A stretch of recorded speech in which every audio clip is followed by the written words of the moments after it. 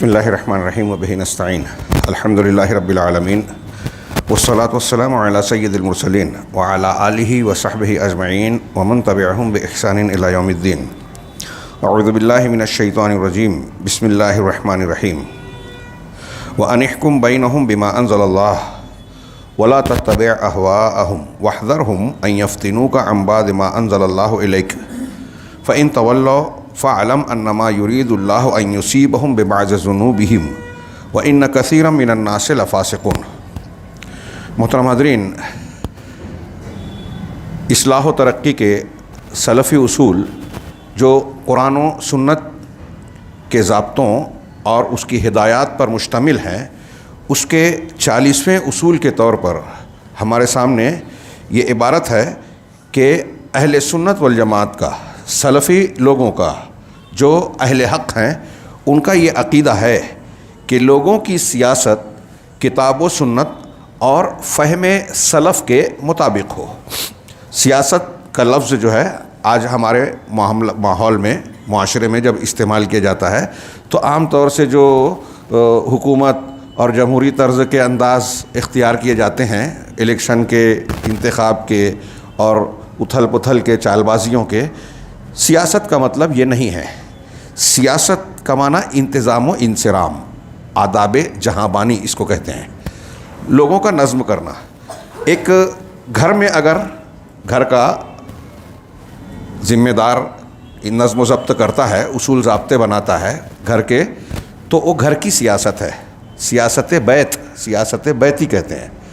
سماج اور معاشرے کی سیاست ہوتی ہے. اب یہ مسجد ہے، مسجد کے نظام کو چلانے کے لیے یہاں جو بھی نظم و ضبط اصول ضابطے بنائے جائیں تو اس کو اس مسجد کے معاملات کی سیاست کہیں گے. تو سیاست انتظام و انصرام اور زندگی کے معاملات میں جو انسان نظم و ضبط بناتا ہے، تو یہ سارے امور دماغ میں رہے. یہ جو ہمارے یہاں لفظ سیاست بول کے جو تصور ابھرتا ہے وہ نہیں. نظم و ضبط، لوگوں کے معاملات کو درست کرنا، انتظام و انصرام کرنا، یہ مراد ہے. تو لوگوں کے معاملات کو درست کرنے کے لیے جو بھی طریقہ کار اختیار کیا جائے، سیاست اختیار کی جائے، وہ کتاب و سنت اور فہم سلف کے مطابق ہو. ہم جو بھی اصول، ضابطے اور کسی چیز کو چلانے کے لیے نظام بناتے ہیں، وہ تابع ہونا چاہیے قرآن و حدیث اور سلف کے فہم کے. چنانچہ یہ لوگوں پر آسانی کرنے، اب لوگوں کا انتظام کرنے جا رہے ہیں تو اب بہت سے لوگ سوچتے ہیں کہ لوگوں کو سہولت ہو، کسی پر جو ہے ترس کھا کے اس کے تعلق سے ہمدردی کا جذبہ، بھائی ہے، بیٹا ہے، فلاں ہے. جیسے گھر میں ماں ہے، باپ ہے، ابھی بیٹا بہت اچھی نیند سو رہا ہے تو اب اس پر نرمی اور ہمدردی کے نام پر اس کے لیے اذان ہو رہی ہے، نماز کے لیے اٹھا ہی نہیں رہے. یہ میں ایک چھوٹی سی مثال دے رہا ہوں جو ہر گھر میں ہوتی ہے، ہمارے یہاں ہوتی ہے. ایسے ہی سماج اور معاشرے میں کوئی معاملہ آپ کو کرنا ہے تو لوگوں پر آسانی کرنے کے لیے، ان کی ہمدردی بٹورنے یا عہدہ و اقتدار کے حصول کے نام پر ہم کو عہدہ مل جائے، اقتدار مل جائے، اللہ کی حرام کردہ امور کو حلال نہیں کرتے.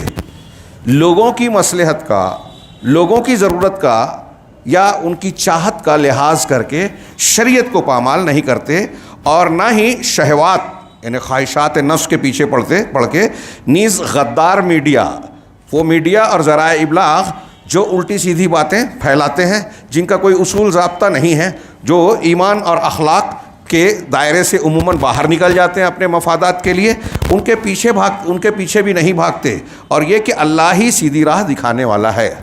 یہ جو میں نے پورا ان کی عبارت پڑھی اصول کے طور پر، اس کو دوسری تعبیر میں مختصراً یہ کہہ سکتے ہیں کہ زندگی کے جتنے بھی معاملات ہیں، گھر کا ہو، سماج و معاشرے کا ہو، وہ جو سیاست حکومت والی ہے وہ سیاست ہو، گھر کی سیاست ہو، سماج اور معاشرے کی کسی ادارے کی سیاست ہو، جو بھی معاملہ ہے یا کسی اور سے جو بھی معاملہ کرتے ہیں، ان سارے امور میں سلفیوں کا اصول یہ ہے، اہل حق کا طریقہ یہ ہے کہ وہ یہ دیکھیں کہ اللہ کیا کہتا ہے، اللہ کی شریعت، اس کے نبی کی تعلیم کیا ہے صلی اللہ علیہ وسلم، اسی کی پیروی کی جائے. دنیا کی، آپ اس اصول پر غور کیجئے. آج ہمارے سماج اور معاشرے میں ہم خود اپنا جائزہ لیں، ارد گرد دیکھیں تو نظر آئے گا کہ اس اصول کی کتنی دھجیاں بگھیرتے ہیں قدم قدم پر.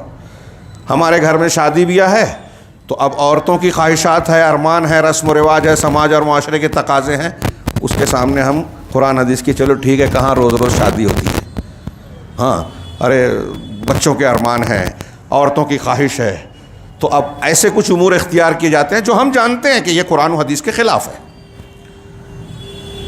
کوئی اور معاملہ ہوا، میت کا معاملہ ہو گیا، پتہ ہے کہ یہ کام بدعت ہے، یہ سنت کے خلاف ہے، لیکن اب ہمارے سماج اور معاشرے میں اس کا چلن ہے، اب کون لوگوں سے جھنجھٹ اور بات مول لے ہوئے، ابھی مخالفت کریں گے تو لوگ سوال اٹھائیں گے، تو اللہ کو ناراض کرنا گوارا ہے، لوگوں کو ناراض کرنا گوارا نہیں ہے، ایسا مزاج بنا ہوا ہے لوگوں کا۔ آپ اس طرح سے غور کیجئے، ہاں خرید و فروخت میں، معاملات میں، ادارے میں، جماعتوں میں، مسجدوں میں، ہاں گھر میں ساس بہو کا جھگڑا ہو رہا ہے، بھائی بہن کا جھگڑا ہو رہا ہے، ہاں حصے ترکے کا معاملہ ہے، پنچایت میں پنچ بیٹھتا ہے، ہاں ایک کمزور آدمی پنچ کو سمجھ میں آ رہا ہے کہ یہ کمزور ہے، یہ بہو ہے، یہ بیٹا ہے، یہ مظلوم ہے، لیکن جو دوسرا فریق ہے وہ طاقتور ہے، بڑا ہے، مضبوط ہے۔ اب اگر میں کمزور کی طرف سے بولوں گا تو یہ طاقتور مجھ سے ناراض ہو جائے گا، تو اب سیاست ان کے دماغ میں یہ آتا ہے، چالاکی یہ ہے، عقل مندی یہ ہے کہ بیچ کا راستہ نکالا جائے کہ سیٹھ صاحب بھی یا بڑے آدمی بھی خوش نہ ناراض نہ ہو، اور اس کو بھی لگے کہ میں یہ جانبداری نہیں برت رہا ہوں۔ لوگ اسے ذہانت سمجھتے ہیں، لوگ اسے بہت اچھی سیاست سمجھتے ہیں۔ یہ جو میں نے 2-4 مثالیں دیں، آپ غور کیجئے، قدم قدم پر ایک دو لوگوں کا معاملہ ہو یا اجتماعی معاملات ہوں، ہر جگہ ہم کو اس قسم کے معاملات پیش آتے ہیں۔ اور آدمی، حیرت انگیز بات یہ بھی ہے اس میں ایک تو اور پہلو کہ لوگوں کی مصلحت کا، اپنی مصلحت کا، مصلحت سے مراد اس کے دماغ میں جو مصلحت آ رہی ہے، شریعت کے مطابق وہ مصلحت نہیں ہے، ہاں شرک ہو رہا ہے خاموش، بدعت ہو رہی ہے کوئی بات نہیں، ہاں دین کو پامال کیا جا رہا ہے کوئی بات نہیں، نماز چھوڑی جا رہی ہے خاموشی، لیکن کوئی رسم چھوٹ جائے تو پھر بات کرنا شروع۔ ہمارے یہاں گھروں میں عورتیں بولتی ہے یہ والا نہیں کریں گے تو لوگ کیا بولیں گے، کوئی یہ نہیں بولتا کہ نماز نہیں پڑھیں گے تو کیا بولیں گے۔ اللہ نے فرض کیا ہے، اللہ کے فرائض کے ترک پر یہ جواب نہیں ہوتا سماج اور معاشرے میں کہ ارے دین پر عمل نہیں کر رہے لوگ کیا بولیں گے، ہاں رسم جو لوگوں نے بنائی ہے وہ چھوٹ جائے تو لوگ کیا بولیں گے، یہ ڈر ہے۔ تو اب اس چکر میں نے جو ایک کہا کہ اور خطرناک اور گھناؤنا پہلو ہے برائی کا، وہ یہ ہے کہ جب آدمی اس قسم کی مصلحتوں کو پیش نظر شریعت قرآن حدیث کی تعلیمات کی مخالفت کرتا ہے تو ساتھ ہی ساتھ اس مخالفت کے لیے ایسے بہانے، ایسے جھوٹی دلیلیں پیدا کر لیتا ہے کہ اس کا وہ غلط کام صحیح نظر آئے۔ یہ اور زیادہ برا ہے، عذر گناہ بدتر از گناہ کہا جاتا ہے کہ گناہ کا عذر پیش کرنا گناہ سے بھی برا ہے، یعنی آپ اس گناہ کو آپ نیکی بنا رہے ہو، غلط کو یہ کہہ رہے ہو کہ یہ غلط نہیں ہے صحیح ہے۔ پورے سماج اور معاشرے میں یہی ہو رہا ہے، ایک آدمی حرام کھا رہا ہے، سودی لین دین کر رہا ہے تو وہ اپنی مجبوریاں بتائے گا کہ وہ جو کر رہا ہے وہ کرنے کے لیے مجبور تھا، اس کے لیے کوئی راستہ ہی نہیں تھا۔ ایک آدمی بدعت و خرافات کر رہا ہے، آپ اس سے پوچھئے گا تو وہ اپنے علماء، اپنے بزرگوں، اپنے پیروں کے بیانات کو اس طرح پیش کرے گا کہ گویا وہ اللہ تبارک و تعالیٰ کے دین کی بات کر رہا ہے جو وحی کی شکل میں نازل ہے، جبکہ وحی نہیں ہے، وہ لوگوں کا قول ہے، لوگوں کی بنائی ہوئی دینی شریعت، خود ساختہ دین اور دینی اصول ہیں۔ تو بدعت پہ عمل کر رہا ہے لیکن سمجھتا ہے کہ میں دین کر رہا ہوں، دین پر عمل کر رہا ہوں، گناہ کر رہا ہے لیکن سمجھتا ہے کہ میں اجر و ثواب حاصل کر رہا ہوں، ہاں۔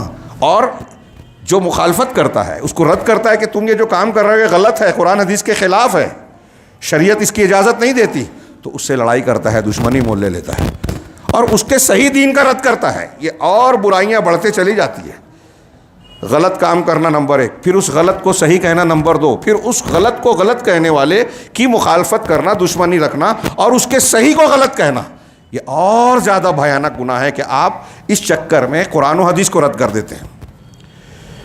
یہ ایک سلسلہ جو بہت خطرناک ہے اور آدمی کی دین کے ساتھ دنیا اور آخرت کو تباہ کر دینے والا ہے۔ اس طرح کا یہ مرض اختیار کرتے ہیں لوگ مصلحت کے نام پہ۔ مصلحت، حکمت، اس سے شریعت انکار نہیں کرتی، لیکن وہ مصلحت اور حکمت جو شریعت کے دائرے میں ہو۔ اسی حکمت اور مصلحت کے نام پر لوگ راسخ فی العلم، جو علم میں مضبوط لوگ ہیں، دھیان دیجئے یہ جو میں بات کہنے جا رہا ہوں یہ اسی میں آگے آئے گا، لیکن شاید ہم لوگ یہ تھوڑا طویل ہے تو اس کو 2 حصوں میں بانٹ کے اگلے ہفتے بھی اسی کا درس دیں گے، کیونکہ بہت اہمیت ہے۔ بیچ میں ایک دوسری ہیڈنگ ہے کہ دین پر لادینیت کا خطرہ، دین کے نام پر لوگ لادینیت اختیار کیے ہوئے ہیں۔ جیسے آج کل ہمارے یہاں ایک بحث چلتی ہے کہ بردرز ہیں اور یہ ہیں اور وہ ہیں۔ ایک آدمی قرآن حدیث کی کوئی بات معلوم ہے دوسروں تک پہنچا سکتا ہے، اس میں کسی کو اختلاف نہیں ہے۔ تو مجھے معلوم ہے نماز فرض ہے، میں نماز بتاؤں، مجھے معلوم ہے کہ سود حرام ہے، میں یہ بیان کروں۔ لیکن اب کچھ ایسی شکلیں پیدا ہو رہی ہے کہ یہ سود ہے یا نہیں ہے یہ میں نہیں جانتا، تو مجھے چاہیے کہ میں اس کو فتویٰ نہ دیتے ہوئے کہوں کہ جو اہل افتاء ہے، اہل اختصاص ہیں، اسپیشلسٹ ہیں اس کو پاس رجوع کیجیے۔ لیکن اب ایسے موقع پر لوگ دیکھتے ہیں کہ ارے مولوی صاحب جو پکے علم والے ہیں، جو مضبوط علم، ان کے پاس جاؤں گا تو وہ تو مجھ کو معلوم ہے کہ یہ حرام بول دیں گے۔ تو ایسے کے پاس چلے 2 شکل، یا تو وہ پختہ علم والا ہے لیکن دنیا دار ہے، تحفے تحائف دے کے اس کو بولیں گے کہ راستہ نکالو تو راستہ نکال دے گا کہ ایسے کر لو تو یہ حرام حلال ہو جائے گا۔ حرام نوٹ کو کسی حلال دھندے کرنے والے کو جا کے دو اور بولنا تیری نوٹ میرے کو دے دے۔ یہ میں ہوائی بات نہیں کر رہا ہوں۔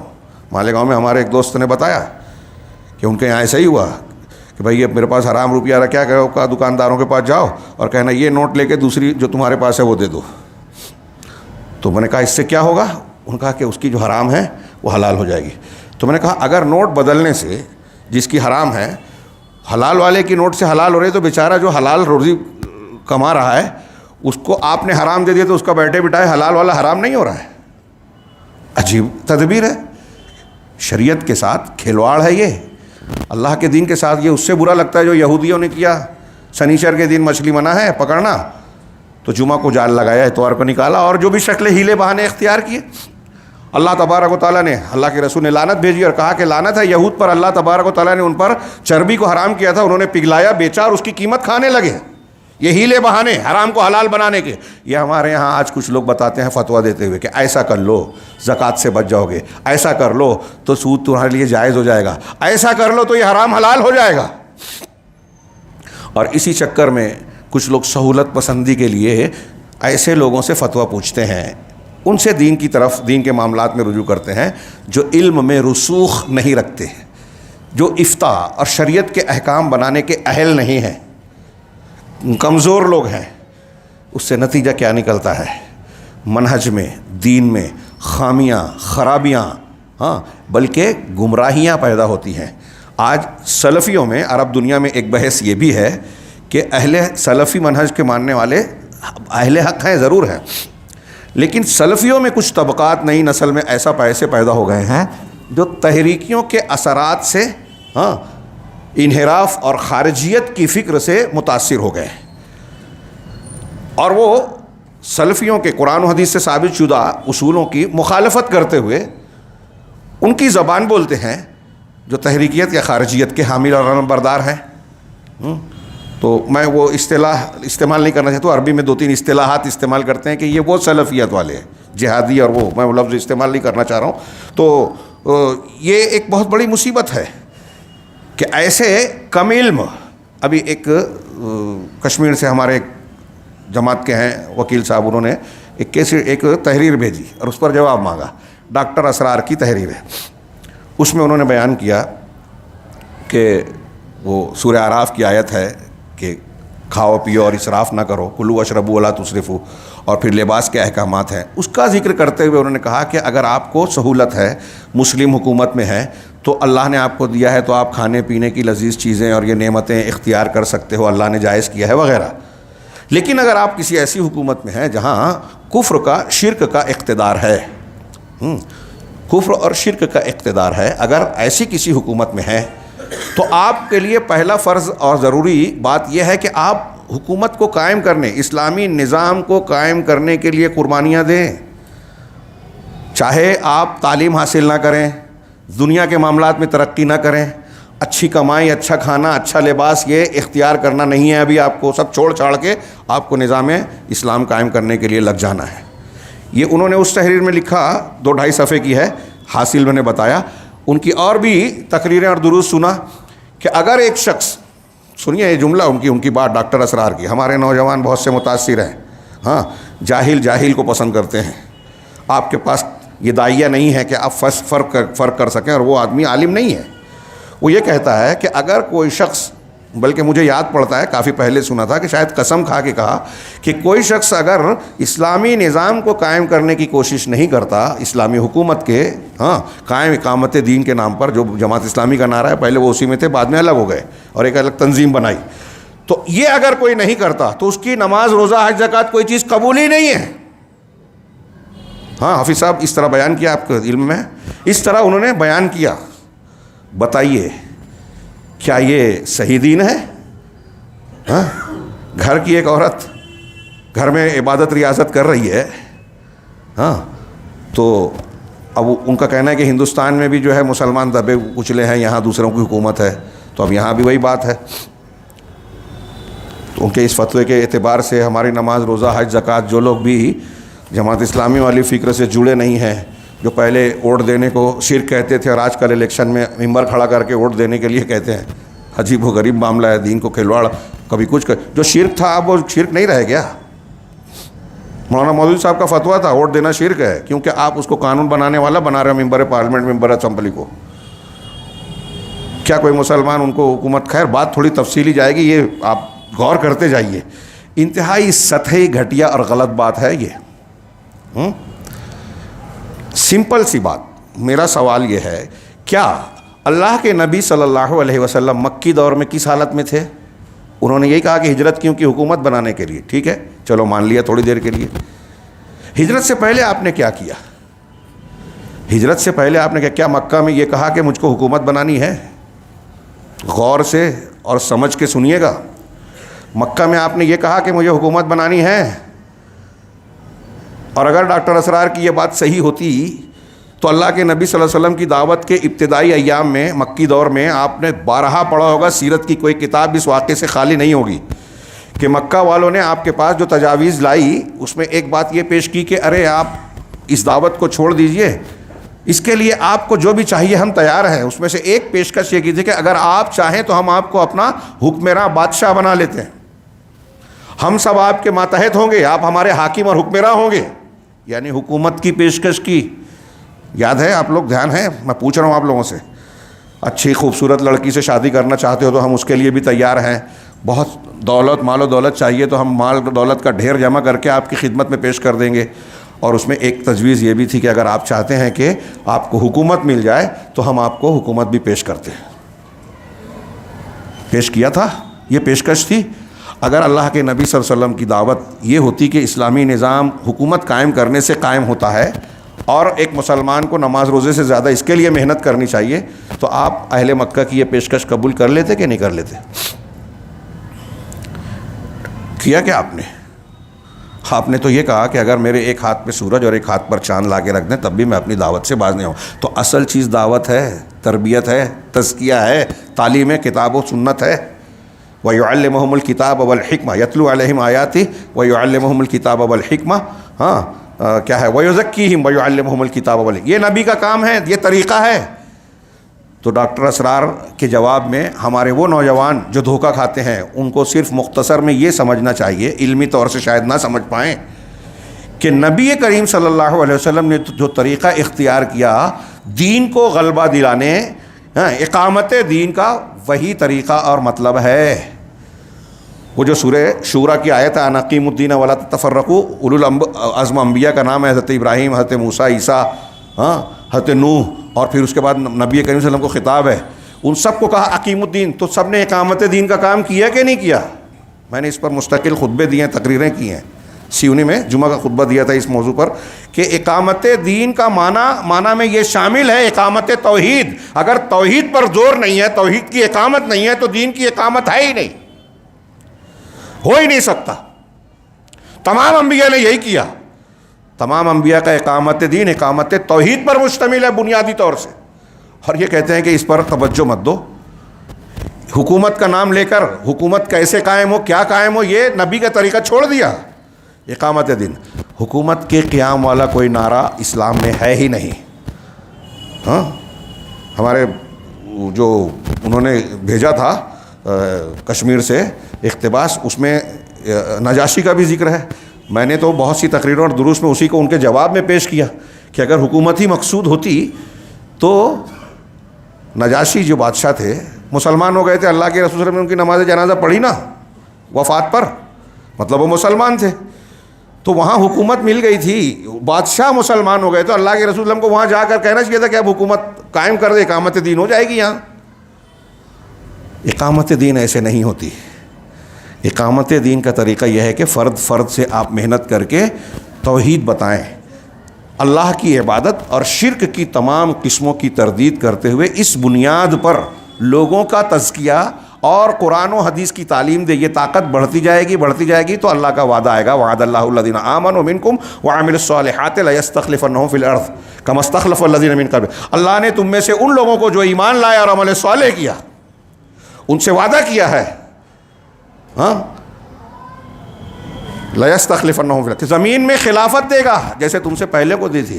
تو زمین میں خلافت کی شرط قرآن نے کیا بتائی؟ اب ڈاکٹر اسرار کی بات اور قرآن کی بات سامنے رکھیے. قرآن نے کیا بتائی؟ ایمان اور عمل صالح. ایمان میں عقیدہ آ گیا, عمل صالح میں نماز روزہ حج زکوٰۃ آئی کہ نہیں آئی؟ مطلب یہ آپ کرو گے تو آپ کو حکومت ملے گی, اور ڈاکٹر اسرار کہہ رہے ہیں کہ یہ کرو گے حکومت نہیں قائم کرو گے تو یہ قبول ہی نہیں ہوگا. ہے نا جاہلانہ بات, قرآن کے خلاف, صراحتاً قرآن کے خلاف ہے, صراحتاً تمام انبیاء کے طریقے کے خلاف ہے, اور ہمارا نوجوان مجھ سے متاثر ہے. حیرت کی بات ہے. یہی ہے سلفیت پر, دین پر لادینیت کا غلبہ, لادینیت کا خطرہ منڈلا رہا ہے. جو لوگ کھلے کھلے بدعتی شرک کرنے والے ہیں ان کو تو لوگ پہچان لیتے ہیں کافی حد تک, بہت سے لوگ نہیں پہچانتے, وہ بھی ان کے معتقدین ہیں, اسی گھر میں پیدا ہوئے, تو پیر صاحب اور پیر صاحب کی بنیاد پہ کہ بھائی وہ قبر کو پوج رہے ہیں, شیخ عبد القادر جیلانی فلاں بزرگ فلاں ولی کو پکار رہے ہیں, تو وہ اسی کو دین سمجھ رہے ہیں. ماں باپ کی بنیاد پر دلیل ولیل دیکھی نہیں ہے, سیکھی نہیں ہے, غور نہیں کیا, قرآن حدیث پڑھا نہیں, پڑھا تو سمجھا نہیں, سمجھا تو مانا نہیں. ان کا تو یہ معاملہ ہے. جو لوگ اپنے آپ کو قرآن و حدیث کا ماننے والا کہتے ہیں وہ قرآن و حدیث کی غلط تشریحات کو آج کے زمانے میں قبول کر رہے ہیں, گمراہ ہو رہے ہیں, انحرافات اختیار کر رہے ہیں. سلفی اصولوں کو اس بنیاد پر جاننا بہت ضروری ہے. یہ جو ہم پڑھ رہے ہیں نا, جو کتابیں جو میں نے پڑھا اور جو پڑھ رہا ہوں, میں نے کئی مرتبہ درمیان میں کہا اپنے بچوں کو یہ سکھانا سمجھانا ضروری ہے, ورنہ آپ کے ہمارے بچے کب گمراہی کا شکار ہو جائیں, کب کسی دھوکے میں آ جائیں, قرآن و حدیث کے نام پر جو غلط معنی مفہوم بیان کرتا ہے, غلط تشریح کرتا ہے, غلط منہج پیش کرتا ہے, اس کے جھانسے میں آ جائیں, کوئی بعید نہیں ہے. اس سے بچانے کے لیے اللہ اور رسول اللہ صلی اللہ علیہ وسلم نے بھرپور انتظام کیا ہے. ان علماء نے محنت کی ہے, ہم کو اور آپ کو بتایا ہے کہ اس بنیاد پہ آپ تربیت کیجئے تو آپ کا بچہ محفوظ رہے گا, دنیا میں بھی آخرت میں بھی. سب سے زیادہ ضرورت ہے آخرت کو بچانے کی. تو مختصر یہ جو میں نے ابھی ایک ڈاکٹر اسرار کی مثال دی, ایسے ہی ایک وہ کیا ہے انجینئر, کیا نام ہے اس کا, مرزا علی انجینئر, ایسے جاہلوں کا بڑا چرچا ہے. وکیل صاحب بتا رہے تھے کہ بھائی ان کے ماننے وہ یہ کہتے ہیں مجلسوں میں کہ ہم نے سلفیوں کی چیخیں نکال دی. یہ 2-4 دن میں تھوڑی سی شہرت پائے اور چند دنوں میں غائب بھی ہو جائیں گے, دوسرے فتنے پیدا ہوں گے. فتنوں کا یہی ہوتا ہے, انہیں پتہ نہیں تاریخ میں کتنے سنگین فتنے پیدا ہوئے ہیں جن کے سامنے ان کی کوئی اوقات اور حیثیت ہے نہیں. یہ تو جاہل ہیں. عالم لوگ بھی پیدا ہوئے, ایسے لوگ جو حقیقت میں عالم تھے اور گمراہ ہو گئے. جتنے بڑے بڑے فلاسفہ مناطقہ اور یہ گزرے ہیں نا, ان کے آگے یہ پانی بھی نہیں بھریں گے. ہاں, اور ان کو لگتا ہے کہ سلفیوں کی چیخیں نکال دی. چیخیں ویخیں نہیں نکالی. مسئلہ یہ ہے کہ پرانے سلفی بیدار تھے, ہاں, تو ان کا عام آدمی بھی جواب دیتا تھا. آج بھی جس سماج اور معاشرے میں عقیدے کا اور منہج کا اچھا علم ہو, برتاؤ ہو, میں اکثر مثال دیتا ہوں سعودی عرب کے معاشرے کی. عربوں میں, سعودی عرب میں مسجد دروس ہوتے ہیں. جیسے ہم یہ کتاب کا درس کر رہے ہیں, بڑے بڑے علماء حکومت کی طرف سے مقرر ہوتا ہے, ڈیلی یا ہفتے میں 4 سے 5 دن درس دیتے ہیں. حرمین میں آپ جائیں, جس وقت میں عمرے کے لیے گیا تھا پتہ چلا تھا مسجد نبوی میں جو دروس چلتے ہیں اور جو باقاعدہ تعلیم ہوتی ہے, باقاعدہ تعلیم, دروس الگ ہیں, 19,000 بچے پڑھتے تھے صرف مسجد نبوی میں. 19,000. وہاں تعلیم کا اتنا زور ہے, قرآن صحیح کریں, تجوید بتانے, اور خاص طور سے عقیدے اور منہج کی کتابیں پڑھاتے ہیں اور ضروری احکام و مسائل بتاتے ہیں. مسجد اس کا اہتمام ہوتا ہے. تو اس سماج میں جہاں مسجد اہتمام ہوتا ہے, علماء کی مجلسوں سے اور علماء سے عوام جڑے ہوئے ہیں, وہاں آپ کو اس طرح کے فتنے یا ڈاکٹر اسرار, ڈاکٹر ذاکر نائک, ڈاکٹر یہ انجینئر علی انجینئر اور فلاں جو نئے اگتے ہیں مختلف ادوار میں. ہاں ٹریڈیشن چلا ہے آج کل, ٹریڈ بن گیا ہے کہ ارے وہ کوٹ ٹائی والا آیا ہے, جدید لب و لہجے کی شاعری اسلام میں دین میں کر رہا ہے. تو نوجوان کو لگتا ہے کہ یہ کوٹ پینٹ پہن کے آیا, تھوڑا سا انگلش بول رہا ہے, انگریزی بول رہا ہے, تو یہ علماء سے زیادہ اونچا ہے. پتہ نہیں کیسے متاثر ہو جاتے ہیں ان چیزوں سے. ہاں انگریزی اپنی جگہ ٹھیک ہے, وہ اس کی اپنی صلاحیت ہے, لیکن اگر ایک آدمی دین کا مسئلہ بتاتے ہوئے 2 جملہ انگریزی بول لیا تو وہ کوئی اتھینٹک ہو گیا اور وہ بڑا عالم بن گیا, اسکالر ہو گیا, ایسا نہیں ہے. عجیب و غریب سطحی قسم کی ذہنیت ہے. بھائی قرآن و حدیث کا تو جانکار ہونے کے لیے عربی علوم میں ماہر ہونا چاہیے نا. آپ کے پاس اسے ناپنے کا کیا پیمانہ ہے؟ آپ کے پاس جب نہیں ہے تو آپ کہیں گے کہ بھائی اچھے صحیح کو صحیح کیسے. آپ سلفی علماء کو دیکھیے, کس عالم کو وہ معتبر مانتے ہیں, کس پہ اعتراض کرتے ہیں. جو متنازع شخصیت ہے اس کو چھوڑ دیں. یہ میں نے جن لوگوں کا نام لیا اور ایسے اور بھی کئی لوگ ہیں, یہ سب کے سب متنازع ہیں. اور شاید 1 2 4 آدمی کو بتا دیجیے آپ جو علماء ہیں معتبر, اور وہ یہ کہتے ہو کہ ہاں یہ ٹھیک ٹھاک ہے. پھر بھی لوگ ان کے پیچھے بھاگے, اندھے بہرے بنے ہوئے, اور ایسا کر کے وہ اپنے آپ کا نقصان دیتے. میں یہ کہہ رہا تھا کہ جہاں دین کی عقیدے کی تعلیم آپ پائیں گے, علماء سے ربط ضبط پائیں گے, وہاں عوام اتنی جلدی سے ایسے دھوکہ دینے والوں کے جھانسے میں نہیں آتے. ابلیس کی تلبیس اور فریب کاری کا شکار اتنی آسانی سے نہیں ہوتے جیسے آج ہو رہے ہیں. تو یہ جو بول رہے ہیں نا کہ ہم نے چیخیں نکال دی سلفیوں کی, چیخیں ویخیں نہیں نکالی. ہاں مسئلہ ضرور پیدا کیا ہے, سلفیوں کی نہیں, اسلام کے لیے مسئلہ پیدا کیا ہے. اور یہ اس لیے ہو رہا ہے کہ ہمارے وہ نوجوان جو آپ سے متاثر ہیں ان کی تربیت نہیں ہو سکی ہے, ان کو دینی منہجی تعلیم کا, تربیت کا ماحول ملا نہیں ہے. وہ جاہلوں کے بیچ رہے ہیں, وہ مسجد سے دور رہے ہیں, وہ بے علم ہوتے ہوئے سمجھ رہے ہیں کہ بہت سمجھدار ہیں, جبکہ نہیں ہیں. اس لیے آپ کی دکان چمک رہی ہے. جہاں ان کو علم حاصل ہو جاتا ہے یا ہو جائے گا تو آپ کی دکان بند ہو جائے گی, اور کچھ دنوں بعد بند ہونا ہی ہے. کہ ان کی جو تعلیمات ہے, جیسے انجینئر کو دیکھیے, محدود قسم کی ہے. آپ دیکھیے کہ وہ کتنے فتنوں کا رد کرتے ہیں, کتنی تعمیری بات کرتے ہیں, بچوں کی نئی نسل کی تربیت کا کون سا راستہ بیان کرتے ہیں, صرف منفی باتیں. اور اس میں بھی کون سی جو اسلام کے مسلمہ اصول ہیں اس کا رد کرنے کے لیے صحابہ کرام پر تنقید, فلاں پہ تنقید.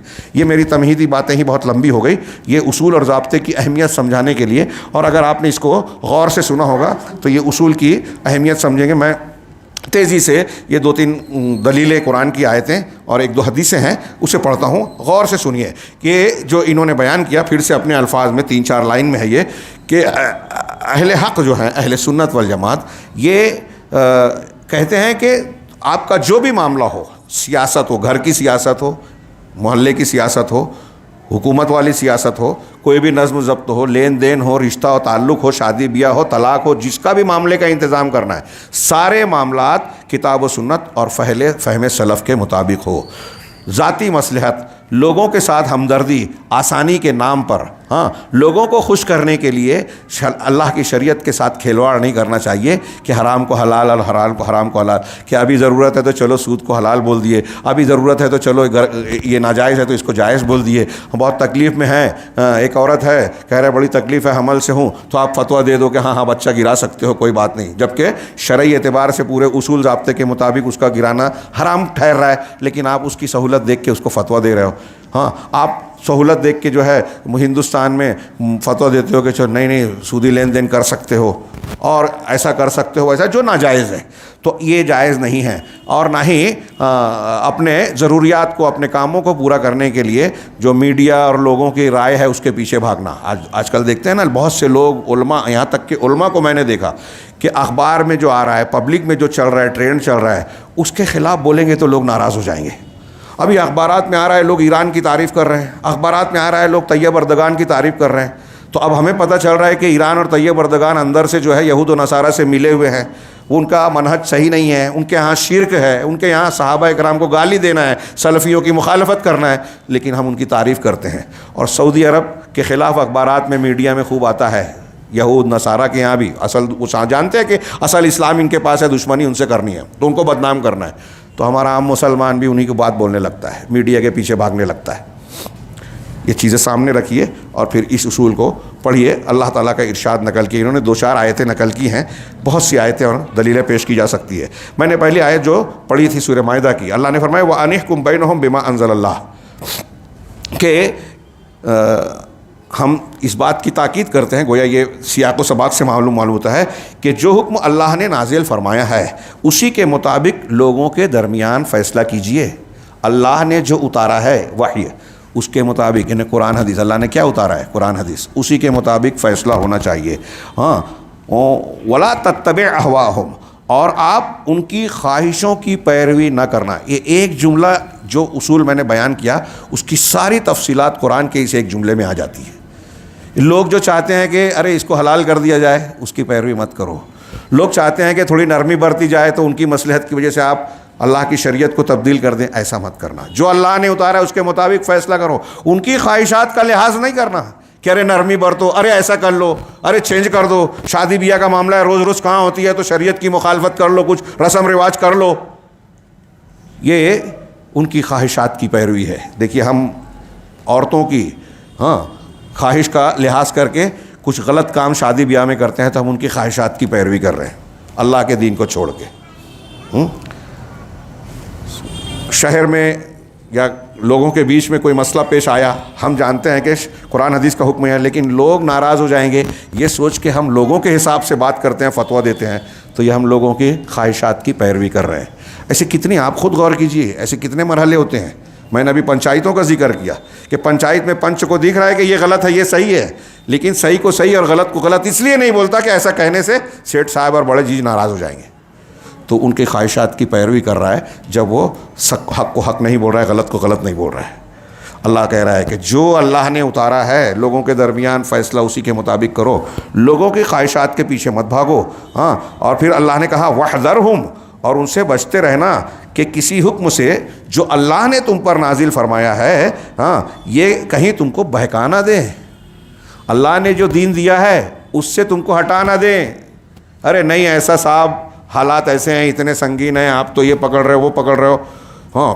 پھر آپ کو بولتے ہیں کہ ارے یہ شدت پسند ہے, یہ تو غالی ہے. جو قرآن حدیث کے اصولوں پر قائم رہتا ہے بولتے ہیں کہ اس کے اندر شدت ہے. ارے آج کا حالات کا تقاضا ہے, داڑھی صاف کر دیے تو کیا حرج ہے. حالات کا تقاضا ہے ٹخنے کے نیچے کپڑا پہن لیے تو کیا حرج ہے. حالات کا تقاضا ہے اگر لڑکیاں کالج میں جاتی ہیں, ہمارے کچھ مولوی صاحب یوسف القرضاوی جیسے لوگ فتویٰ بھی دے دیتے ہیں کہ مرد اور عورت کی, لڑکی اور لڑکے کی اختلاط والی تعلیم میں کوئی حرج نہیں ہے. پھر یہی نہیں, چلو اب اختلاط ہو بھی گیا تو اب کچھ خبر ملی کہ آپ کی بچی کا فلاں سے ناجائز تعلق ہے, کہا ارے اس عمر میں ہو جاتا ہے, حالات کا تقاضا ہے. اب جب غیر مسلم سے ہو گیا, بھاگ گئی, تو اب منہ چھپا رہے ہیں. یہ ہو رہا ہے ہمارے یہاں, تنازل اختیار کر رہے ہیں نا آپ, لوگوں کی خواہشات کی پیروی کہ مصلحت کا تقاضا ہے. ہاں لڑکی کو بھیجے تو بے پردہ, ہاں ٹھیک ہے تو وقت کا تقاضا ہے, پردے کی ضرورت نہیں ہے. پھر جب حادثہ ہوتا ہے تو آپ شرمندہ ہوتے ہیں. اب تو شرمندہ بھی ہونا لوگ شاید چھوڑ رہے ہیں. ہاں, ایسے ایسے واقعات سننے میں آتے ہیں کہ ذہن و دماغ قبول ہی نہیں کرتا کہ کسی انسان کی اگر غیرت و عزت زندہ ہے تو وہ ایسے واقعات اپنے ارد گرد اپنے گھر میں کیسے برداشت کر سکتا ہے. اگر یہ نہ مانے, ایک ترجمہ آیت کا کر رہا تھا کہ جو اللہ نے نازل کیا اس سے آپ کو بہکا نہ دے, اگر یہ نہ مانے تو جان لو کہ اللہ چاہتا ہے کہ ان کے بعض گناہوں کے سبب ان پر مصیبت نازل کرے. آیت کے اس ٹکڑے سے پتہ چلا کہ ہمارے گناہوں کی وجہ سے ہم پر مصیبت آتی ہے. کچھ مصیبتیں آتی ہیں, بعض گناہوں کی آتی ہے, اللہ کا کرم ہے, سب گناہوں کا سب نتیجہ نہیں دے رہا ہے ابھی. ہاں, اور اکثر لوگ تو نافرمان ہی ہیں. یہ آیت کا, ایک آیت کا ترجمہ ہوا. دوسرا مزید ارشاد باری ہے وَإِن كَادُوا لَيَفْتِنُونَكَ عَنِ الَّذِي أَوْحَيْنَا إِلَيْكَ لِتَفْتَرِيَ عَلَيْنَا غَيْرَهُ وَإِذًا لَاتَّخَذُوكَ خَلِيلًا وَلَوْلَا أَن ثَبَّتْنَاكَ لَقَدْ كِدتَّ تَرْكَنُ إِلَيْهِمْ شَيْئًا قَلِيلًا إِذًا لَأَذَقْنَاكَ ضِعْفَ الْحَيَاةِ وَضِعْفَ الْمَمَاتِ ثُمَّ لَا تَجِدُ لَكَ عَلَيْنَا نَصِيرًا. یہ آیت ایسی ہے جو رونگٹے کھڑے کر دے. انسان اگر ایمان والا ہے تو دہل جائے آیت کا ترجمہ ہی سن کے. نبی کریم صلی اللہ علیہ وسلم سے خطاب کر کے اللہ نے کہا کہ بے شک قریب تھا کہ وہ تجھے اس سے ضرور ہی بہکا دے. جو قرآن اور دین آپ نے پر نازل کیا ہے اس سے آپ کو ہٹا دے, فتنے میں ڈال دے. میں جو ہم نے تیری طرف وحی کی, جو ہم نے وحی کی اس سے ہٹا دے. نبی کو ہٹانے کی کوشش کی تو ہم اور آپ کیا ہے مخالفین نے, تاکہ کیوں ہٹا دے, تاکہ تو ہم پر اس کے سوا جھوٹ باندھ دے. یعنی جو اللہ نے قرآن اتارا، شریعت اتاری ہے، اس سے ہٹ کے آپ کچھ ان کے حساب سے کر دیں. غور کیجئے، یہی جو سیاست کا میں نے اوپر ہیڈنگ پڑھی کہ لوگوں کی چاہت یہ ہے کہ آپ اتنی سختی مت برتیے، تھوڑا سا راستہ نکال دیجئے، جو حلال کو حرام، تھوڑا ہندوستان کا تقاضا ہے کہ اس کو حلال بول دو، اس شریعت کی اس پابندی کو ہٹا دو.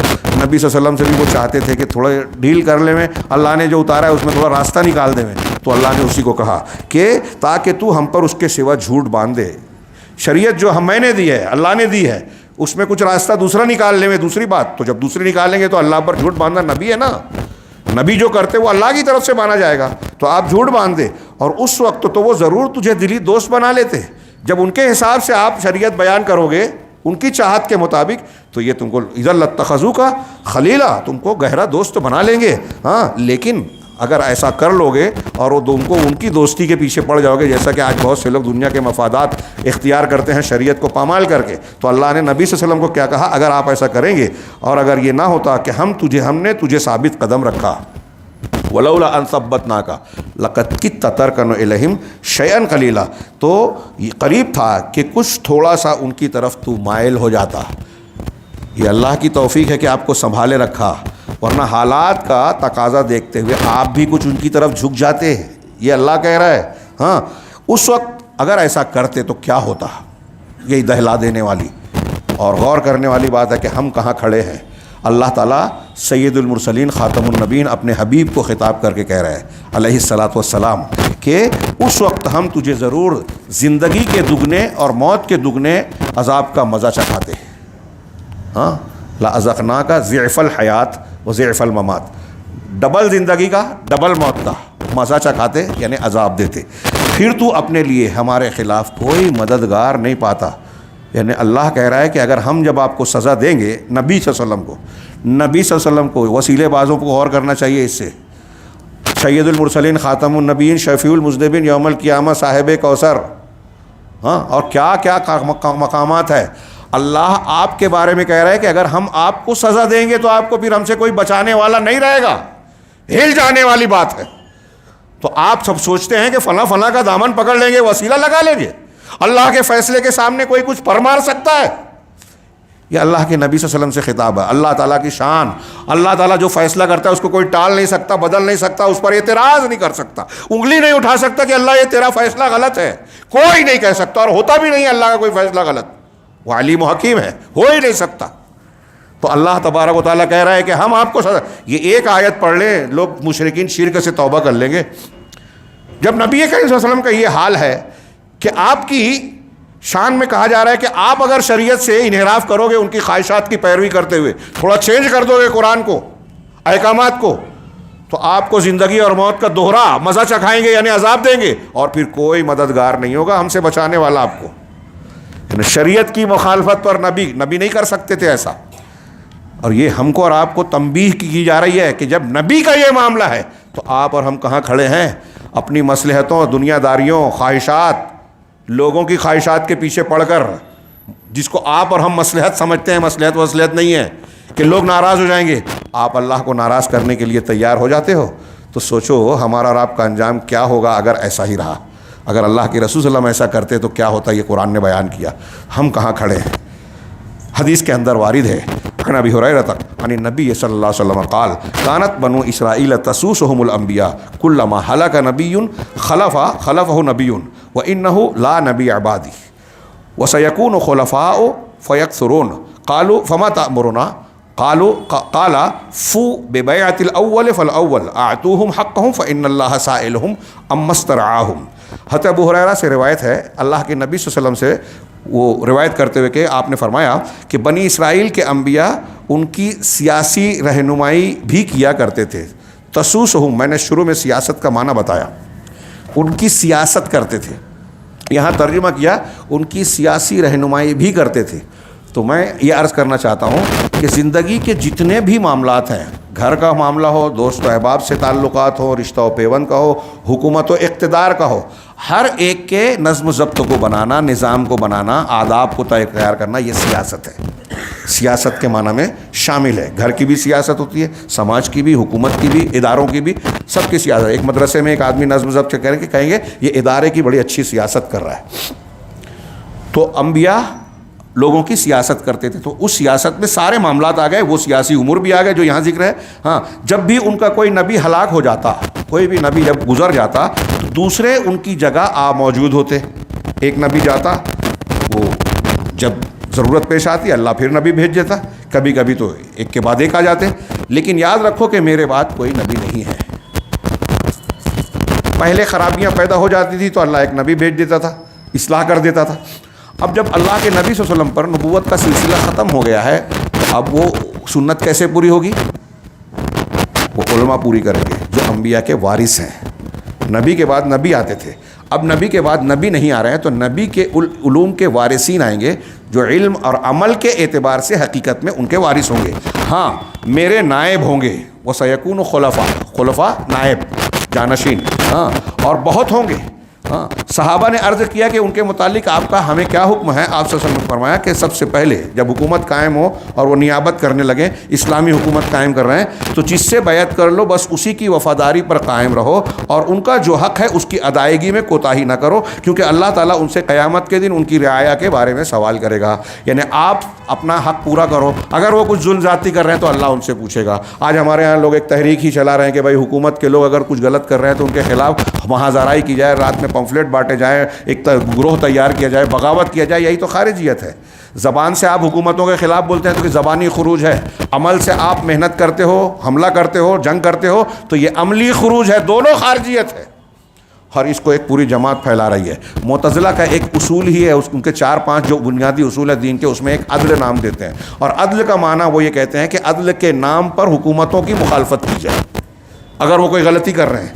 اور اللہ کے رسول صلی اللہ علیہ وسلم کی حدیثیں کہہ رہے ہیں کہ حکمراں اگر غلطی بھی کرے تو تم ساتھ دو، کیونکہ حکومت کو غلطی میں بھی اس کا قائم رہنا یہ زیادہ فائدہ مند ہے. اس کی مخالفت جب آپ کریں گے، جنگ کریں گے، تو اس سے اس کا ہی نہیں آپ کا اور پوری امت کا نقصان ہے، وہ نقصان بہت بڑا ہے. تو کسی حکمراں کی ذاتی غلطی کا اتنا نقصان نہیں ہے جتنا اس کے خلاف خروج و بغاوت کا. میں ایک جملہ کہنے جا رہا ہوں، غور سے سنیے کہ گزشتہ 10 15 20 سال میں، اور تھوڑا اور پہلے جائیں گے تو اور بھی بڑھا سکتے ہیں، یہ تحریکیت اور جدید دور کی خارجیت نے مسلمانوں ہی کے ہاتھوں مسلمانوں کو جتنا نقصان پہنچایا جان مال کا، آپ کو تاریخ میں بہت کم ملے گا. ایسے ہی ادوار یا ایسے ہی حرکتوں کی بنیاد پر ملے گی مثالیں. لاکھوں مسلمان مارے گئے ہیں اور آج بھی جب مارے جا رہے ہیں، بدنام کیے جا رہے ہیں. ابھی دلی میں دھماکہ ہوا، ہمیں نہیں پتہ کہ اس کی حقیقت کیا ہے، تفصیلات ابھی نہیں معلوم ہے، لیکن بالفرض جو نام آ رہے ہیں اگر یہ ہے تو کیا وہ اسلام کے نمائندے ہیں؟ لیکن اخبار میڈیا میں تو یہی بیان کیا جاتا ہے بدنام کرنے کے لیے، اور وہ کسی کو اس سے سیاسی فائدہ اٹھانا ہو، کیا ہو، کروایا گیا ہے، کیا گیا ہے، یہ ایک الگ بحث ہے. لیکن ایسے لوگ مل جاتے ہیں اور دین کے نام پر مل جاتے ہیں، اور اس قسم کی ذہنیت کو غذا فراہم کرنے والے یہ ڈاکٹر اسرار، ابھی میں نے بتایا ان کی تحریر، ہاں، اور علی انجینئر اور دوسرے لوگ ہیں جو اپنوں ہی کو اپنوں کا دشمن بناتے ہیں. جب صحابہ کرام پر یہ نقد کر رہے ہیں تو ہم کو اور آپ کو کیا کہیں گے؟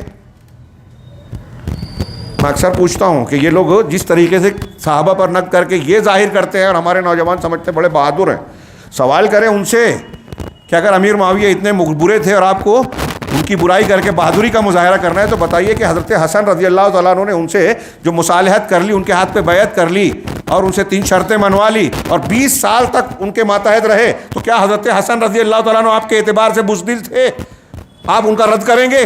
جس طرح آج آپ حضرت امیر معاویہ کو اچھا بولنے والوں کے ساتھ دشمنی کا مظاہرہ کرتے ہو، حضرت حسن سے بھی کیجئے. تمہارا رافضی تو جواب دے دیں گے کہ حضرت حسن تقیہ کر رہے تھے، سر امامت ہے وہ. آپ کیا بولو گے؟ آپ تو رافضی نہیں ہیں. اگر رافضیت اختیار کر لی ہے، جیسے علی انجینئر کے بارے میں کہا جاتا ہے کہ اندر سے وہی ہے، تو پھر آپ بتائیے. شعور ہی نہیں ہے، قرآن و حدیث کے ان اصولوں اور ضابطوں کا علم ہی نہیں ہے، اور اس علم کے فقدان کے باوجود بڑے بڑے فیصلے کر رہے ہیں، دین کے معاملات میں فیصلے مسلمہ اصولوں کی خلاف ورزی کر رہے ہیں. تو بہرحال یہ اس حدیث کے بعد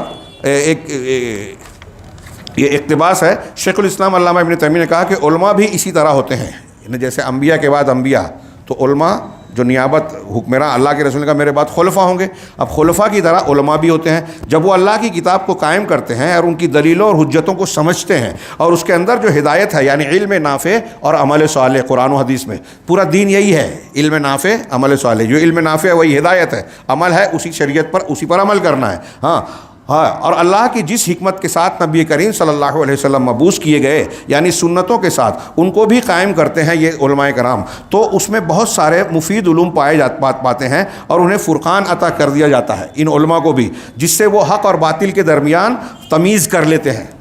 کبھی کئی مرتبہ باطل حق کی شکل میں آتا ہے، لوگ دھوکہ کھاتے ہیں، لیکن علماء اہل علم جو ہوتے ہیں، علماء ربانیین، وہ فرق کر لیتے ہیں. ہاں، اور پھر یہ اس کی گواہی کے لائق بن جاتے ہیں کہ دیکھو اس سے دھوکہ نہیں کھانا، یہ غلط ہے جو اس امت کو حاصل ہوئی ہے، یعنی اس گواہی کے جو قیامت میں بھی ہوگی اور دنیا میں بھی گواہی دیتے ہیں، جیسا کہ اللہ تعالیٰ کا ارشاد ہے وَكَذَلِكَ جَعَلْنَاكُمْ أُمَّةً وَسَطًا لِتَكُونُوا شُهَدَاءَ عَلَى النَّاسِ وَيَكُونَ الرَّسُولُ عَلَيْكُمْ شَهِيدًا وَمَا جَعَلْنَا الْقِبْلَةَ الَّتِي كُنْتَ عَلَيْهَا إِلَّا لِنَعْلَمَ مَن يَتَّبِعُ الرَّسُولَ وَمَن يَنقَلِبُ عَلَى عَقِبَيْهِ وَإِن كَانَتْ لَكَبِيرَةً إِلَّا عَلَى الَّذِينَ هَدَى اللَّهُ وَمَا كَانَ اللَّهُ لِيُضِيعَ إِيمَانَكُمْ إِنَّ اللَّهَ بِالنَّاسِ لَرَءُوفٌ رَحِيمٌ. سب سے بہتر، اور اسی طرح ہم نے تمہیں سب سے بہتر امت بنا. وسط کا ترجمہ انہوں نے بہتر کیا، درمیانی کے ساتھ وسط کا ایک ترجمہ افضل اور اعلیٰ بھی ہوتا ہے، تو اسی کا ترجمہ کیا، بہتر بنایا، تاکہ تم لوگوں پر شہادت دینے والے بنو، لوگوں پر گواہی دینے والے بنو، اور رسول تم پر شہادت دینے والا بنے. وہ لمبی حدیث ہے، قیامت کے دن اللہ حضرت نوح علیہ السلام اپنی قوم کے خلاف بات کریں گے، دوسرے انبیاء تو کہیں گے گواہ کون ہے، تو محمد صلی اللہ علیہ وسلم اور امت محمدیہ کو بلایا جائے گا، یہ اللہ کے رسول صلی اللہ علیہ وسلم، اور آپ کے ذریعے سے ہم کو اور آپ کو قیامت کے دن ایک شرف ملے گا کہ اللہ تعالیٰ ساری امتوں پر گواہ بنائے گا، جو اس آیت میں ذکر ہے. اور ہم نے وہ قبلہ جس پر تو تھا مقرر نہیں کیا تھا مگر اس لیے کہ ہم جان لیں کہ کون اس رسول کی پیروی کرتا ہے. اللہ کے رسول مدینہ گئے تو مکہ کی طرف رخ کرتے تھے، تو مدینہ کی مسجد اقصی کی طرف رخ کرتے تھے تو مکہ کی طرف جو ہے پیٹھ ہو جاتی تھی. پہلے اس طرح پڑھتے تھے مکہ میں کہ دونوں کی طرف رخ ہوتا. آپ چاہتے تھے کہ مکہ قبلہ بن جائے، بہرحال قبلہ بدلا تو یہودیوں نے پروپیگنڈا شروع کیا، میڈیا، ارے اب یہ بدل گئے، دیکھیے پچھلے انبیاء تو ادھر کرتے تھے، ابھی تک یہ ادھر پڑھتے تھے، یہ چینج کیوں ہو گیا. سوال کچھ مسلمان بھی اعتراض کرنے لگے ان کے دام میں آ کر، تو اللہ تعالیٰ نے اس کی حکمتیں بتائی. دوسرے پارے کی شروعات میں آپ دیکھیے، اس سے 2-3 مرتبہ اسی کے ضمن میں یہ ہے کہ یہ اس لیے ہے کہ اللہ جانچ رہا ہے، یہ بھی جانچ رہا ہے. کئی حکمتوں میں سے ایک یہ ہے کہ کون رسول کی بات کو مانتا ہے، کون عقل لگاتا ہے نا. ہماری سیاست، ہماری فکر، ہمارے فیصلے قرآن حدیث کے تابع ہونا چاہیے. ہاں، قرآن حدیث کو ہمارے اپنے دماغ کے پیچھے نہیں لگانا چاہیے کہ میری سمجھ میں نہیں آتا تو ایسا ہونا چاہیے، یہ فتویٰ ہونا چاہیے. نہیں، یہی امتحان ہے. جو اپنی دونوں ایڑیوں پر پھر یا اس سے الگ ہو جائے کون رسول کی پیروی کرتا ہے، اور ان لوگوں سے الگ ہو جائے جو اپنی دونوں ایڑیوں پر پھر جاتا ہے، یعنی رسول کی پیروی نہیں کرتا اور پیچھے ہٹ جاتا ہے. اور بلا شبہ یہ بات یقیناً بہت بڑی تھی، قبلے کی تبدیلی، مگر ان لوگوں پر جنہیں اللہ نے ہدایت دی یہ بڑا امتحان تھا. کچھ لوگ پھسل بھی گئے. اور اللہ کبھی ایسا نہیں کہ تمہارا ایمان ضائع کر دے. یہاں ایمان سے مراد نماز ہے. سوال یہ اٹھا کہ 16-17 مہینے تک مسلمانوں نے جو بیت المقدس کی طرف نماز پڑھی تو کچھ لوگوں نے کہا کہ اب وہ نماز تو قبول نہیں ہوگی. تو اللہ نے کہا کہ اللہ ایسا نہیں ہے کہ تمہاری اس نماز کو ضائع کر دے. نماز کو یہاں ایمان کہا گیا. بے شک اللہ لوگوں پر بے حد شفقت کرنے والا، نہایت رحم والا ہے. اور اس طرح وہ اہل بدعت کے ان فاسد حجتوں سے بے نیاز ہو جائیں گے. جب ہم قرآن و حدیث پر چلیں گے تو جو بدعتی ہیں، بدعتی جو اپنی غلط سلط بدعتوں کے لیے الٹی سیدھی دلیلیں پیش کرتے ہیں، اس کی ضرورت نہیں رہ جاتی اہل حق کو. جن کے بارے میں اہل کلام کا خیال ہے کہ وہ ان سے اصل دین کی خدمت کر رہے ہیں. اہل کلام جو اللہ کے ناموں کا انکار کرتے ہیں، تقدیر میں سوال اٹھاتے ہیں، انکار کرتے ہیں اور بہت ساری گمراہیاں اختیار کرتے ہیں، انہوں نے اپنے طور سے قرآن و حدیث کے سمجھنے سمجھانے کے لیے کچھ اصول بنائے ہیں. یونانی فلسفوں سے متاثر ہو کر فلسفہ اور منطق کی بنیاد پر عقلی اصول بنائے.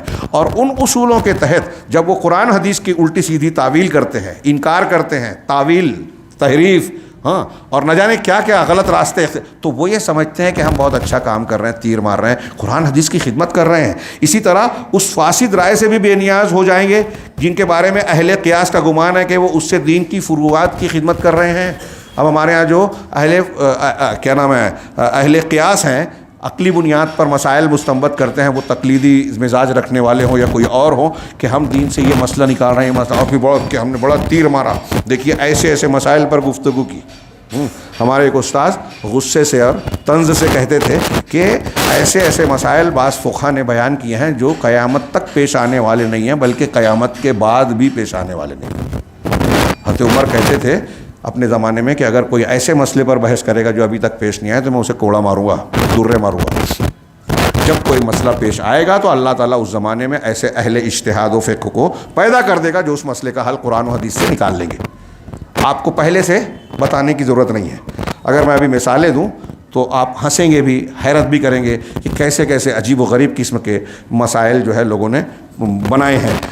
جو اس کو چھوڑتا ہوں، جو بھی حجت اور رائے، مطلب اس سے کیا سمجھ میں آ رہا ہے؟ یہ جو باتیں کہہ رہے ہیں کہ اہل کلام نے جو اصول ضابطے بنائے، اہل فلسفہ اور منطق نے جو بنائے، ہاں یہ جو قیاس اور رائے کی بنیاد پر جنہوں نے قرآن و حدیث سے ہٹ کر کچھ اصول بنائے، ان اصولوں کی مسلمانوں کو کوئی ضرورت نہیں ہے، قرآن و حدیث کی خدمت کے لیے ان کی ضرورت نہیں ہے۔ ہاں جو بھی حجت اور رائے صحیح اور درست ہے اس کے لیے کتاب و سنت کے اندر اصل ضرور موجود ہے۔ آپ مسائل کو حل کرنا چاہتے ہیں، قرآن و حدیث سے ہٹنے کی ضرورت نہیں ہے، غور کرنا ہے۔ ہاں کبھی کبھی اس میں غلطی ہو سکتی ہے سمجھنے میں، لیکن ایسی غلطی جو آدمی صحیح منہج پر رہتے ہوئے اختیار کرے گا اس پہ بھی اجر ملے گا، کوئی اسے سمجھے یا نہ سمجھے۔ قرآن و حدیث میں ہر مسئلے کا حل اور اصل موجود ہے۔ یہ اقتداء الصراط المستقیم کی عبارت کا ترجمہ تھا۔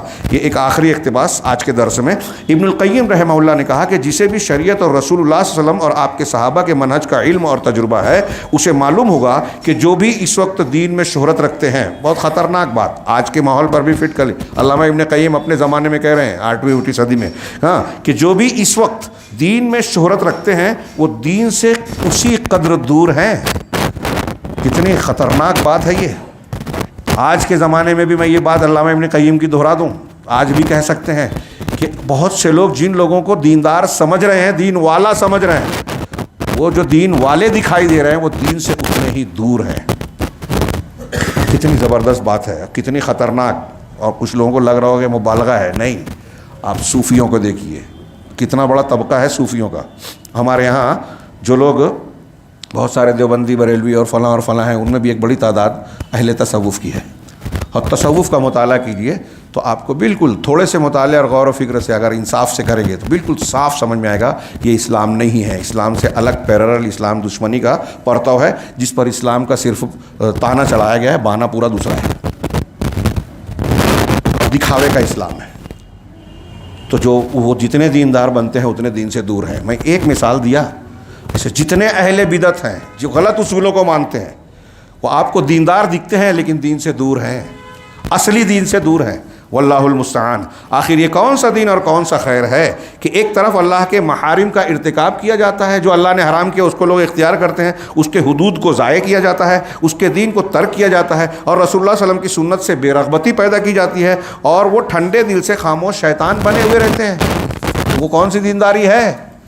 یہ جو بیٹھے دیندار ہیں یہ دیکھتے ہیں کہ لوگ سود کھا رہے ہیں، حرام کر رہے ہیں، بدعت کر رہے ہیں، شرک کر رہے ہیں، کوئی ٹوکتا بولتا ہی نہیں ہے، تو یہ خود اس کی بے دینی ہے۔ ہاتھ سے زبان سے دل سے برا روکنے والا ایمان کہاں گیا؟ وہ دین سے دور ہوا نا، جو ایسا نہیں کر رہا ہے۔ دراصل دین کی بربادی انہی لوگوں کی وجہ سے ہوتی ہے جو اپنے عہدے اور اقتدار کے لالچ میں دین کی پرواہ نہیں کرتے کہ ارے لوگ کر رہے ہیں، ابھی لوگوں کو منع کروں گا تو لوگ میرے سے ناراض ہو جائیں گے، تو میرا عہدہ میری سرداری قائم رہا۔ یہی تو کفار مکہ کا بھی مسئلہ تھا کہ محمد صلی اللہ علیہ وسلم کی دعوت قبول کر لیں تو ہمارے دین اور ہمارے خاندانی برتری کا کیا ہوگا؟ ہاں لیکن اگر ان کی سرداری اور برتری، ہاں لیکن اگر ان کی دنیا برباد ہو رہی ہو، دین کی مخالفت ہو رہی ہے تو لوگ خاموش ہیں، جن کے پاس اقتدار ہے، قوت ہے، وہ بھی۔ لیکن اگر ان کی دنیا برباد ہو رہی ہو، دنیا کا نقصان ہو رہا ہو، تو پھر ہر ممکن کوشش کر کے اسے بچانے کی فکر کریں گے، میری دنیا برباد نہ ہو، دین بگڑتا ہے بگڑے۔ ہاں اور حسب استعداد انکار کے تینوں مراتب کا استعمال کریں گے۔ انکار کے 3 مراتب وہی: منکر کو روکنے کا، ہاتھ سے، ایک زبان سے روکنا، 2 دل سے برا جاننا، نفرت کرنا، مظاہرہ کرنا، 3 یہ تینوں مراتب کا استعمال کریں گے۔ آج ہم دیکھیے شریعت کی مخالفت پہ ہمارے یہاں جھگڑے نہیں ہوتے۔ ان کے دادا نے، ان کے پردادا نے میرے پردادا کو گالی دی تھی، اس لیے میرا اس کے گھر رشتہ نہیں ہو سکتا. آج کل ہمارے یہاں یہ جھگڑا ہے. اس کے پردادا نے میرے پردادا کو برا کہا تھا. یہ میں ہوائی بات نہیں کر رہا ہوں, تھوڑا سا مبالغہ لگے گا آپ کو, لیکن اس طرح کی باتیں ہیں کہ 50 سال پہلے ان کے گھر اور ہمارے گھر میں جھگڑا تھا, اس لیے آج ان کے گھر میں شادی نہیں کر سکتا. یہ دین ہے؟ کیوں؟ یہ دنیا اپنے میرے خاندان اور میری انا کو ٹھیس پہنچایا تو میں اس کے گھر کی شادی میں نہیں جاؤں گا, میں اس کے میت میں نہیں جاؤں گا.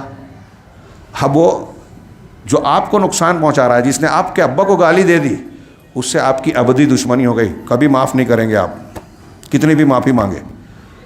لیکن وہ کوئی آدمی جو آپ کا دوست ہے وہ آپ کے سامنے بدعت کر رہا ہے, شرک کر رہا ہے. آپ جانتے ہو کہ یہ شرک ہے. ابھی جانے دو اختلاف, جو چیز کو شرک کو وہ صحیح سمجھ رہا ہے, جس کو آپ سمجھ رہے ہو کہ یہ شرک ہے, جس کو آپ سمجھ رہے ہو کہ یہ حرام ہے, وہ سودی لین دین کر رہا ہے, اس پہ آپ نہیں ٹوکتے. ابا کو گالی دے دیا تو پھر آپ برداشت نہیں کریں گے, معاف نہیں کریں گے. لیکن اللہ تبارک و تعالیٰ کے دین کا کھلواڑ مچا رہا ہے, اس پہ آپ خاموش ہیں. تو آپ دنیا دار ہیں کہ دیندار ہیں؟ دنیا دار ہے, وہی بتا رہے ہیں یہ. ہاں, یہی لوگ دراصل اللہ کی نگاہ میں گرے ہوئے اور مبغوض ہیں. یہ دنیاوی مال و متاع کے ذریعے آزمائے جاتے ہیں. دنیا میں یہ جو سب کاروبار چل رہا ہے اور یہ ہے تو آزمائش ہے, مگر انہیں اس کا شعور نہیں ہوتا. اسی کو مردہ دلی کہتے ہیں, کیونکہ دل کے اندر جس قدر حیات ہوگی, یہ بڑا پیارا جملہ ہے, اگلا درس میں اسی سے شروع کروں گا انشاءاللہ. کیونکہ دل کے اندر جس قدر حیات ہوگی, آدمی کا دل جتنا زندہ ہوگا, اسی قدر اللہ اور اس کے رسول کے لیے اس کی غیرت میں اضافہ ہوگا اور دین کے لیے اس کے اندر تڑپ ہوگی. آپ کے اندر اگر دین کی غیرت مر گئی ہے تو آپ کوئی بھی چیز دیکھ کے آپ کو فرق نہیں پڑے گا. ارے کون جھنجھٹ میں پڑے, شرک ہو رہا ہے, بدعت ہو رہی ہے, حرام حلال ہو رہا ہے, ہاں شہر میں گندگی ہے, لوگ شریعت کو پامال کر رہے ہیں, حلال کو حرام, حرام کو حلال کہہ رہے ہیں, کوئی فرق نہیں پڑے گا. لیکن اگر آپ کی دینی غیرت زندہ ہے, یہ غیرت ہی آپ کے دین کو بیدار رکھتی ہے, دین کی تڑپ کو زندہ رکھتی ہے. میں نے یہاں کچھ 28-29 دروس ہوئے تھے, شبہات کے فتنے, اور وہ سلسلہ رک گیا, اسی مسجد میں چلتا تھا. ہاں, تو اس کے جو ابتدائی دروس میں نے جو دیے تھے, اس میں ایک عرب عالم کی کتاب کے حوالے سے باتیں کر رہا تھا. اس میں انہوں نے ایک بیس بنایا کہ جو اسلام دشمن عناصر ہیں, یہود, نصارہ اور مسلم دشمن, جنہوں نے اسلام کی گہری اسٹڈی کر کے اسلام اور مسلمانوں کو نشانہ بنا رہے ہیں, بناتے ہیں, تو ان کے بارے میں بتایا کہ وہ سب سے زیادہ جس چیز کو ٹارگٹ کرتے ہیں, طریقے الگ الگ ہوتے ہیں لیکن ٹارگٹ کرتے ہیں دینی غیرت کو. آپ کی غیرت دین کی مر جائے تو آپ نام کے مسلمان ہیں. اب آپ ولا اور برا, دینی غیرت سے سب سے پہلے ولا اور برا پیدا ہوتی ہے کہ جو دیندار ہے آپ اس سے دوستی کریں گے, توحید والا, جو شرک کفر والا ہے, بدعت والا ہے, آپ اس سے دشمنی رکھیں گے, الگ رہیں گے. یہ دین کے اصول میں سے ہے, دوستی اور دشمنی دین کی بنیاد پر. اللہ کے رسول صلی اللہ علیہ وسلم کی تعلیم کا یا توحید کا یہ اعلیٰ ترین مقام ہے, ولا اور برا. تو جب آپ کی غیرت مر جائے گی تو یہ ولا اور برا کا ضابطہ بھی مر گیا. اب یہی ہو رہا ہے جو آج کل ہم دیکھ رہے ہیں, یہ مشرکین کا ساتھ دیتے ہیں, سوشل میڈیا پہ دیکھیے, اور جو توحید والے ہیں ان کی اخلاقی غلطی ہو جائے تو اس کو خوب اچھال کے بیان کرتے ہیں. یہ دینی غیرت کو مار دیا گیا, دین کی پہچان کو مار دیا گیا کہ اصل دین کیا ہے, کس سے دوستی کی جائے, کس سے محبت کی جائے, یہ اصول ہی ختم ہو گیا. تو آپ کے اندر جتنا دل زندہ کب رہے گا, جب آپ کی دینی غیرت زندہ رہے گی. نبی کریم صلی اللہ علیہ وسلم کیسے کیسے لوگوں کو معاف کر دیے. حضرت عمر فاروق نے توریت آپ کے سامنے پڑھا, غصہ ہو گیا, پڑھا ہے نا, حدیث سنا ہے نا, کیوں آپ کا چہرہ لال ہو گیا. عمر فاروق کو نہیں جانتے تھے کیا اللہ کے رسول صلی اللہ علیہ وسلم, لیکن وہ جو عمل تھا کہ دینی غیرت کی بنیاد پر دین کے تحفظ کا ضابطہ مقرر کرنا تھا کہ اللہ کے نبی صلی اللہ علیہ وسلم کے دین کے آنے کے بعد دوسری کتاب نہ پڑھی جائے. میرے سامنے توریت پڑھ رہے ہو, اگر موسیٰ بھی زندہ ہوتے تو میری اتباع کرتے جن پر توریت نازل ہوئی. یہ دین کی حفاظت کا جذبہ تھا. ام المومنین حضرت عائشہ کہتے ہیں کہ اللہ کے رسول صلی اللہ علیہ وسلم کبھی اپنے لیے انتقام نہیں لیتے تھے, بدلہ نہیں لیتے تھے. ہاں, اگر اللہ کے دین کو پامال کیا جاتا تو آپ اس کا بدلہ لیتے تھے. یہ غیرت تھی دین کی کہ کو اگر کوئی نشانہ بنائے تو ہم جو کر سکتے ہیں اس کے دفاع کے لیے ہمیں کرنا چاہیے. یہ کب کرے گا بندہ, جب اس کے اندر غیرت ہو اور اس کا دل زندہ ہوگا. وہی بات علامہ ابن قیم کہہ رہے ہیں, کیونکہ دل کے اندر جس قدر حیات ہوگی, زندگی ہوگی, اسی قدر اللہ اور اس کے رسول کے لیے اس کی غیرت میں بھی اضافہ ہوگا اور دین کے لیے اس کے اندر تڑپ ہوگی. ہاں, دوسری جگہ یہ اعلام الموقعین کی عبارت تھی. دوسری جگہ علامہ ابن قیم نے کہا کہ میں نے ایک شخص کو سنا, وہ ہمارے شیخ سے کہہ رہا تھا, شیخ ابن تیمیہ سے, کہ آدمی جب دراہیم کی پرکھ میں خیانت کرتا ہے پیسوں کی پرکھ میں خیانت کرتا ہے تو اللہ تعالیٰ اس کی معرفت نقد کو سلب کر لیتا ہے. جو نقد کی معرفت ہے، حقیقت کو جاننے کی صلاحیت ہے، اس کو یعنی آپ حرام حلال کی تمیز جب چھوڑ دیتے ہیں تو آپ کے اندر دین کی فہم بھی ختم کر دی جاتی ہے. شیخ نے کہا کہ اسی طرح جو آگے کہا، اسی طرح جو دینی مسائل میں اللہ اور اس کے رسول کے ساتھ خیانت کرتا ہے اس کی بھی صلاحیت اور دل کے نور کو چھین لیا جاتا ہے. اسی چیپٹر کا ایک ذیلی عنوان قائم کیا، دین پر لادینیت کا خطرہ. میں نے شروع میں بتایا تھا یہ بڑا اہم ہے، حالانکہ اب صرف 1.5-2 صفحہ رہ گیا ہے، لیکن اس کی اہمیت اور موجودہ ماحول میں اس کی ضرورت کے پیش نظر میں چاہتا ہوں کہ اس پر کچھ تفصیل سے گفتگو جو انشاءاللہ اگلے درس میں ہم کریں گے. اللہ رب العالمین ہمیں دین کو پوری طرح سمجھنے اور اس پر اپنی طاقت کے مطابق عمل کرنے کی توفیق عطا فرمائے، اس کی برکت سے دنیا اور آخرت میں ہر عذاب ہر فتنے سے محفوظ رکھے. وآخر دعوانا ان الحمد للہ رب العالمین وصلی اللہ علی نبینا محمد.